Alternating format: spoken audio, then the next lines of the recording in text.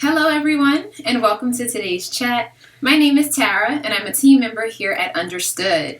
Today, we're talking about accommodations in college and how to self-advocate on campus.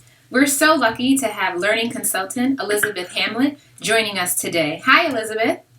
Hi, everybody. How are you? I'm good. Charged up and ready to go. Good. Would you like to take a moment to just introduce yourself to the folks joining us? Sure. My name is Elizabeth Hamblet, and I spend part of my time working in the Disability Services Office at Columbia University in New York, working one-on-one with students who are registered with our office. Anybody who's registered can see me. I do a lot of time management and reading and writing strategies, and I also review documentation when students request accommodations when they first register with our office. And the rest of my time I spend writing and presenting and trying to get information out about college so that people will have the right information, because I find a lot of bad information circulates, and I want everybody to have accurate information. So I go out and I do presentations, and when I have an opportunity, I do these kinds of talks. Got it. And thanks so much for that introduction. Before we get started, I do want to remind those joining us that we will be taking parent questions throughout today's chat. Please just, we'll get to as many as we can. If you have a question, please type it in the chat and also provide your child's age so that Elizabeth can give you a more targeted response. With that being said, let's get started. Elizabeth, it's important for parents and high school students to prepare for that college transition. What would you say are the biggest barriers to success in college for students with learning and attention issues? Well, I think they're frankly common, both for students, who are typical and those with disabilities, in that the environment is very different and it's extremely unstructured, and there's no real sense of urgency often about reading the chapters every week because there aren't chapter questions to answer and there aren't weekly quizzes. And so for a lot of students, it's quite an adjustment to, in some cases, a midterm and a final exam being the only things that determine your grade. And because professors aren't checking up with them as to whether or not they're keeping up with the readings, it can be a lot of students who, a week before the midterm are trying to read half the textbook or, the articles that were assigned. So I think, learning how to structure their time in the absence of structure is a challenge, and that is a lot of what I do with students. Also, the weight placed on all of those exams, if that's the case. Professors often don't want to see drafts of papers and stages. They just want to see the final draft. And so, getting accustomed to doing a lot of stuff on your own, I think, is a big challenge. Got it. And how different are special education services in college compared to in high school? Well, I think the first thing we could talk about is the terminology. And so, as I say all the time when I do these presentations, we actually don't do special ed because, from my way of thinking, that is individualized, tailored education. And so what we do provide at the college level are accommodations within our settings to allow students to have a level playing field for their performance. But I even think, the name of our office is misleading. At Columbia, really ODS, the Office for Disability Services. But, to me, services is a very particular word, too. So what a lot of families are surprised to find out about when their students get to college is that we don't have, for the most part, specialized tutors like myself available to students with disabilities. So I am certified by the state of New Jersey as a learning disabilities consultant. I have a background in special ed. And colleges aren't required to provide somebody like me, or if they do provide them, they can typically charge money for a program where you get access to someone like me. So that is really it. We provide, like I said, there might be accommodations in the residence hall, in the form of a single room for particular kinds of students who qualify, in the test setting, for note-taking within the classroom setting. But that's what we do. And actually, when I do my presentations, what I like to emphasize is I think it's really important to tell students that they're not in special ed anymore, because from the research, what we know is there are students who won't register with our office because they want to be out of special ed. And this is a very different setting. And so really, they only have to communicate with us for the things that they need. Nobody's following around there. It isn't like in co-talk classrooms. There isn't a special ed teacher walking around the classroom checking to make sure they're on task.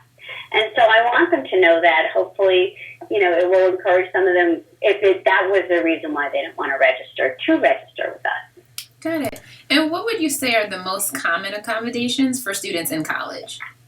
Sure. So most of the time, accommodations are the very first thing, the one that they're concerned about are in the testing environment. So extended time for testing. And I know up on understood.org, I think our friend Ginny Oswald had a piece, or maybe it was Gail, about unlimited time for her student. That's a highly unusual situation. I usually am quoted by saying there's no such thing as unlimited time, but generally what we would call time and a half. So if your classmates had 2 hours to take your exam, this student would get 3. Some students qualify for double time. We actually often try to avoid double time because if there are a variety of different disabilities that are causing a student to take so long, we might do more accommodations within the hour and a half, such as permission to use a laptop with spell checker. If you have students with weak graphomotor skills. And so we might combine those accommodations so that hopefully it won't take the student 4 hours to take an exam, because that doesn't sound fun to me at all. Right. It also creates scheduling problems. Within the classroom, there are a variety of accommodations for note-taking. So you might have permission to record your lectures on your smartphone. You might get permission to use a laptop if the professor is somebody who doesn't allow laptops in her class. Note takers are available, but it varies from school to school how many people get note takers, and note takers are typically other students in your class who just take decent notes. Got it. We are getting some parent questions in. One question that we have, to your knowledge, are you aware, is there a list of colleges that really excel at kids with learning and attention issues? Understood has one. So you can look online, Understood, I think it's 15 colleges that serve students very well. My memory of that is that, and I know I can't multitask, so I won't try to look it up right now. But my memory, that could take forever. My memory is that a lot of those schools are the ones that have fee-for-service programs. So one of the things I said at the outset of this conversation is colleges don't have to provide people like me. Columbia University happens to offer my services for free to my students. We're not what you would call a program. Okay. But a lot of the schools mentioned, I think, on Understood's list are schools that have these separate programs that students apply to once they are enrolled. And they have to be admitted first, and then they can apply to the special program that costs a fee. I think included on that also is Landmark College. Certainly somebody Understood, talks about a lot, which is a college only for kids with learning disabilities, ADD and ASD. And down in Florida, there's Beacon College, which also does the same thing. So if your student wants to go to a place, where, and some people have written about this, they really find their people, and they're in a community that's just for them, Beacon and Landmark, whether you like the sun and the heat or the snow in the mountains. Got it. Let's talk about how can parents help their teens prepare for that college transition? So there are things you can be doing. First of all, checking the IEPs to make sure that the goals are moving your student in the direction of learning the skills like I talked about of time management. What do you do when a professor hands you an article from a journal and there are no comprehension questions? How do you effectively get through that? Because I think we don't teach any of our students that. Who's teaching that student a note-taking strategy that works for him? Or if he's allowed to record, and I know that's often very, I've been told, because K through 12 is not my thing, but it can be problematic, getting permission. But if a student's allowed to record a high school class, who teaches her what to do with that recording to supplement her notes? So, focusing to make sure the school is teaching her skills rather than just providing her with modifications, and that's a big thing too. It's really important to know what kinds of accommodations students are likely to have available to them in college and which things are not. So one of the things that people find very shocking is that at a lot of colleges, students don't typically get extended time for papers and projects. And you will go online and see that that is something that's available, but it's usually very specifically for certain kinds of students who have psychological or medical conditions that are, cyclical in nature and have periods of acuity where for 2 or 3 days a student really cannot function.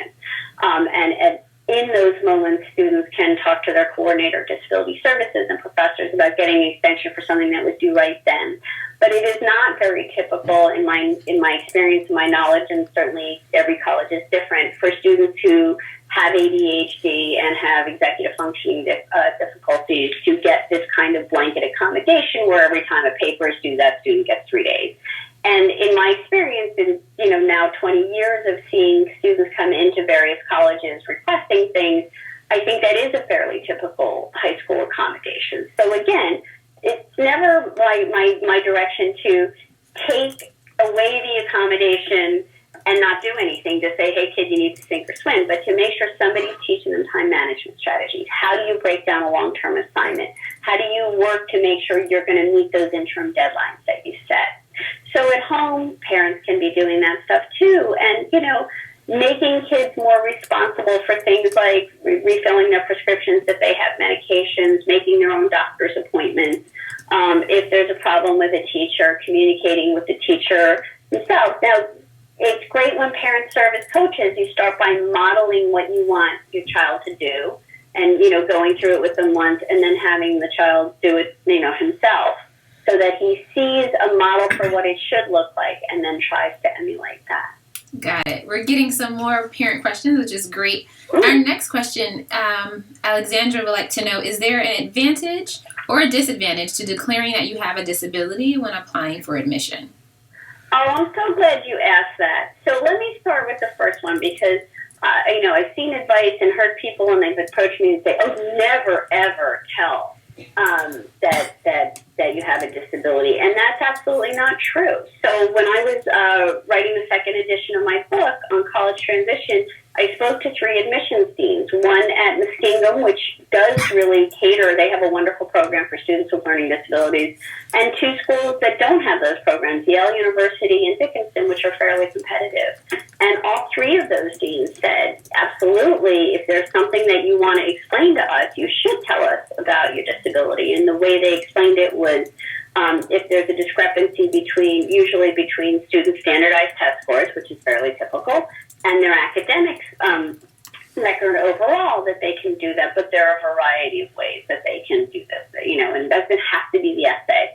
So to address the issue of the advantage, I asked all 3 of these deans about that as well, and nobody seemed to think that this is true either. So I think that there's some understandable extrapolation of the news that, colleges are looking for diversity. And it's not to say that having a disability isn't viewed as part of a diversity at a variety of schools, but what I always think is, when people say this stuff and they say it sort of authoritatively, there are no numbers being tracked. So in other words, people will say, well, don't tell them because you won't get in. Nobody is tracking, no colleges, how many students apply to them and are rejected or accepted. So this is all conjecture on people's parts. And also, even if I start Hamblet University tomorrow and I spend 5 years tracking every student who said she had a disability, or he did, or they did, coming in, and track whether or not I let them in or rejected them, it would only reflect the students who actually told me about their disability and not the ones who decided not to. So I think that the most important thing is for students themselves to make that decision. Think about why they would want to tell that. And also think carefully about how they present it. What the dean said to me was they always wanted to be focused on the positive. If you struggled at the beginning, what have you learned that you will bring with you? Say something positive about the change.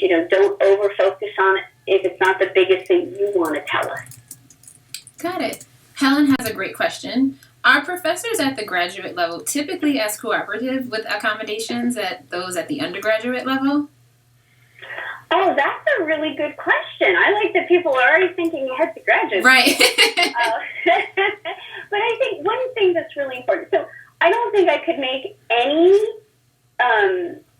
blanket statements about anybody's level of cooperation. So what I will say is, in a graduate program, maybe particularly, and I think, certainly at Columbia, we have a very well-respected medical school, and a law school and a journalism school for graduates. We have all sorts of graduate programs. But there may be, and this is true at the undergraduate level too, in certain fields, when you are, really training to become a something, fill in the blank, there may be some technical standards of that field that are reflected in the requirements of your particular program. Now, there is a difference between the academic environment and the work environment, and we can't just say no to something because if you become a fill-in-the-blank career, you won't be able to have that. But often, they try to make those conditions reflect what happens in the career field. So professors may say no to an accommodation that violates those, fundamentally alters the nature of their program that they're trying to train people for. But I don't think I can make any kind of generalization about that, so I'm sorry. I think, for the most part, I think most students will have experiences where the professors take their letter of accommodation that we provide students that they give. That's how professors find out in a lot of places that students have accommodations. And just get on with it. Got it. So, yeah. Annie would like to know what specific types of tests are required by most schools for a student to get accommodations.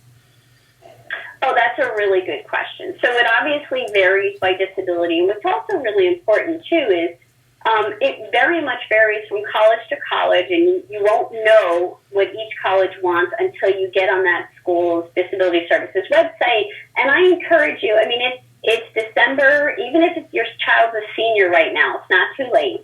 Find the Disability Services Office's page on the website and look for either it's called documentation guidelines or documentation requirements, and you may see that they just have generic requirements for all kinds of disabilities. Some schools will have different ones for visual and, hearing impairments, physical impairments, learning disabilities, and ADHD. So for learning disabilities, generally we want these kind of two pieces that go together, a psychoeducational evaluation. The psycho meaning testing of your cognitive ability, what we commonly call IQ. And there are two tests that are used, at least here on the East Coast, I find. They're like the Coke and Pepsi. So one of them is the Wechsler, and the other one is the Woodcock-Johnson. Now, what can be something to look at, the Woodcock-Johnson is normed on people ages 2 to 90, so it doesn't matter how old you are, it's always the same test. The Wechsler has a children's version and an adult scale, the WAIF. Some colleges will say, that students have to have been tested with the adult measure. Don't be intimidated by that. If that's what your child was tested with and he's not going to get retested before college, have your child contact the office and say, would you accept this? And I think that they'll probably show some flexibility. And so that's the psycho part. And then the ed part are the achievement tests. So testing of their reading, writing, and math skills. And again, Woodcock-Johnson has a whole battery of tests for that, and so does Wechsler. And so a lot of evaluations I see combine the Wechsler cognitive with the Woodcock achievement, and that's fine. As long as you have a standard battery, meaning like what the test makers each consider the 10 tests that make up the standard battery. They don't always like it if your evaluator has left out a couple of those standard tests. Okay. It's certainly okay if they add others, and we encourage that if they want to probe somebody's reading. But as long as you have those two elements, you're fine. Now, when it comes to ADHD, I just want to mention here, those parents really need to start looking at the ADHD requirements because they vary widely. It could be anything from a letter from your treating doctor to, and it's, at my place, a full neurocognitive evaluation. So that is the psychoeducational plus additional testing. And so don't do anything now. And even if you're a parent of a senior, wait till your child gets all of his acceptances and decides where he's going to go. Okay. And you should be prepared ahead of time by having looked at this stuff first and make some notes for yourself. And if he chooses Columbia University, you know now anticipating that. And Understood has a great resource on finding low-cost evaluations if that turns out to be the case. Good. Norma would like to know, is it appropriate for the disability office at a university to schedule the student's final exam at a different time from when the rest of the class is taking it? And she provides the example of, for example, the class final starts at 12 noon, but the student with a disability takes it at 7 a.m. I don't know if I can speak to the appropriateness. I would want to know why it was being scheduled at that time, and they have to have a good reason why. So often they don't want students to start the test after their classmates because they don't want kids coming out of the exam before your kid takes it. Got it. Some schools have testing centers and they're only open at certain hours, and I am not a lawyer, so I don't know, what the law and Office for Civil Rights, for example, might say. That seems inappropriate to me, but I would be interested in knowing why that was happening. Sometimes kids' exam times have to be moved because they have 2 exams on a day and one will run into the next. Okay, got it. Kelly would I'm sorry, Norma, I can't give you more than that. Thank you for that. Kelly would like to know, can you request that exams be taken in the morning if the student has ADHD so they can take the exam while their medication is active? Again, you can certainly request that. Again, I think a lot of times colleges want all of the students taking a given exam at the same time. And I think you can understand that from an exam security point of view.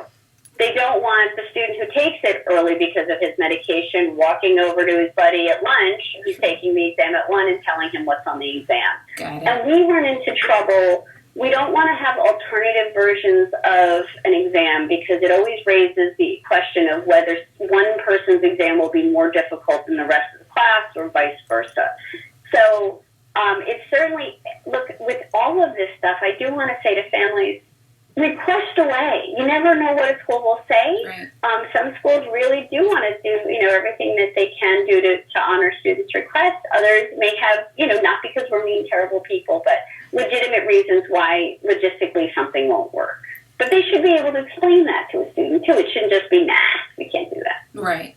Denise would like to know if you have any advice on how to help learning disability students with the social aspect of college life. Oh, okay. I think, colleges now have so many different clubs and things, so I think trying to find the club that, really suits your particular interest. And again, I've gone on college tours with my own children, and I'm amazed at how many different clubs there are. And at every college they say, and if we don't have a club you want, you can start one. So I think, now the kids have Facebook pages for each class where they can find people who are interested in what they're interested in. Again, trying to find the campus events that they are interested in. I think that there's a young woman, and I've seen it on grownandflown.com, who made a viral video about loneliness freshman year. I think just keeping in mind that a lot of people are adjusting and finding new friends and not feeling like they're the only one. I realize it's not very helpful, but I think it's fairly normal to feel, or typical, I should say, like, it's very intimidating and overwhelming. When colleges offer early orientation for kids with disabilities, I strongly suggest going to those. Some students make their friends right there, but at the very least, there will be some familiar faces. It's a nice way to make an entrance to a place. So that's a good question. Again, I would say go with your interests and see who turns up there. But staying in your room is definitely not helpful, and I realize that seems obvious, but I think that's sort of the natural inclination. And also, for students, just keep in mind, everybody's there with a clean slate. Everybody's there trying to make new friends. That's true. So, I can't promise everybody you encounter will be nice, but, people are looking to make friends. So be where they are and be available. Absolutely. Erica would like to know, during practicums or clinicals or off-site requirements, who is responsible for providing accommodations? Again, reminding everybody, I'm not a lawyer. Yeah. I don't, this is not legal or medical advice The college is responsible for communicating to the practicum that accommodations have been approved. And again, the practicum site might have reasons why certain things could not be accommodated, certainly when it comes in medical fields to things like patient safety. But, usually, and again, I'm getting out of my area, and I want to be careful. My understanding just from communities I participate in electronically is that,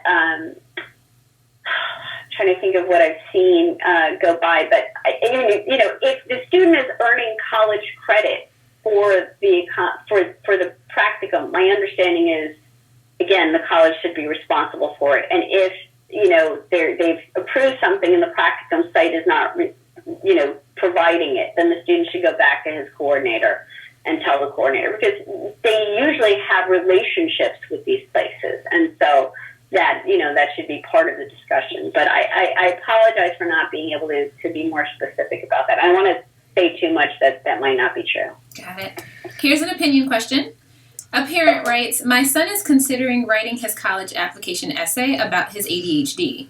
He can't participate in a lot of activities due to his ADHD. He feels it may help his chances of getting accepted if he explains why. What are your thoughts?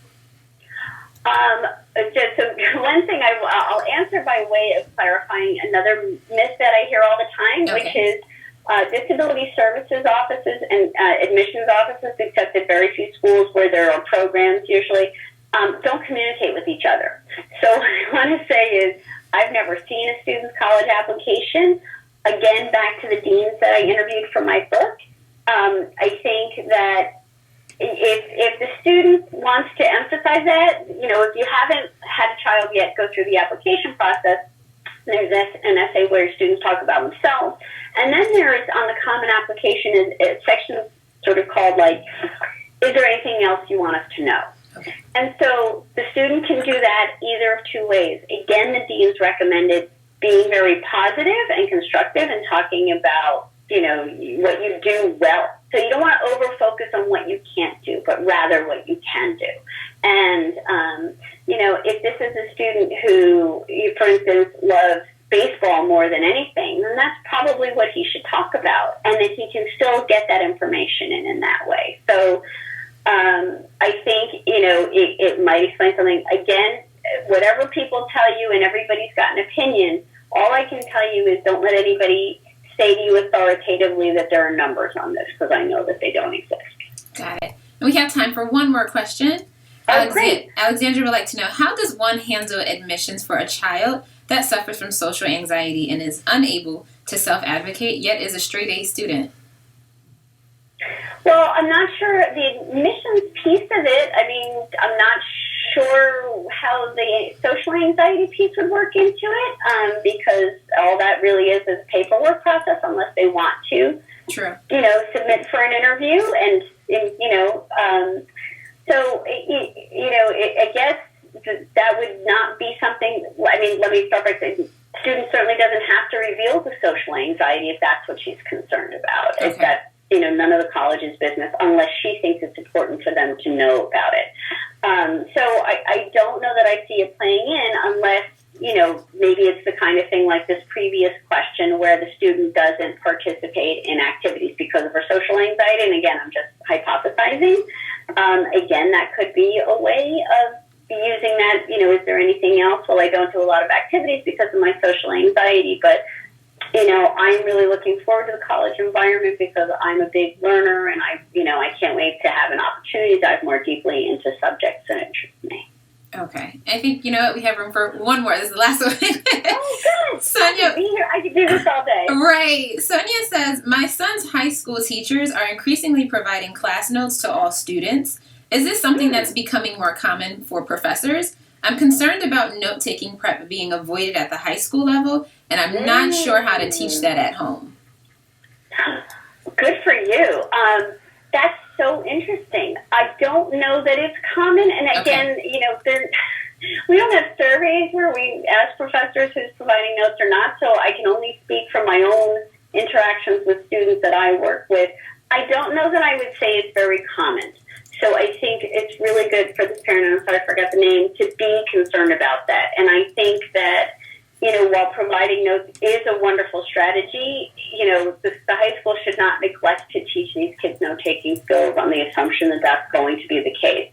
There are professors who post their PowerPoint slides ahead of time. Again, that's not typically considered a disability accommodation where you can sort of require a professor to do that if she's not doing it already. And they do that so that the kids can print them and bring them in and take notes on them. But I don't know that I would say I don't know that I can say anything about it, whether it's common or not in the sample of students that I speak to. Got it. So, yes, I think you're wise. And how would you teach note-taking at home? I mean, if you have a teenager willing to allow you to try to, teach them strategies, then more power to you. I think it would be a challenge as a parent to get my own children to sit down and let me show them some note-taking strategies. So I would put it back on the school to find a way to do that. Got it. That's all the time that we have today. Elizabeth, thank you again so much for joining the conversation. And I do want to remind everyone that's tuning in, you can find all of our archived chats at u.org/calendar. And if you have more questions or if your question didn't get answered today, please check out our community, u.org/community. Thank you. Thank you.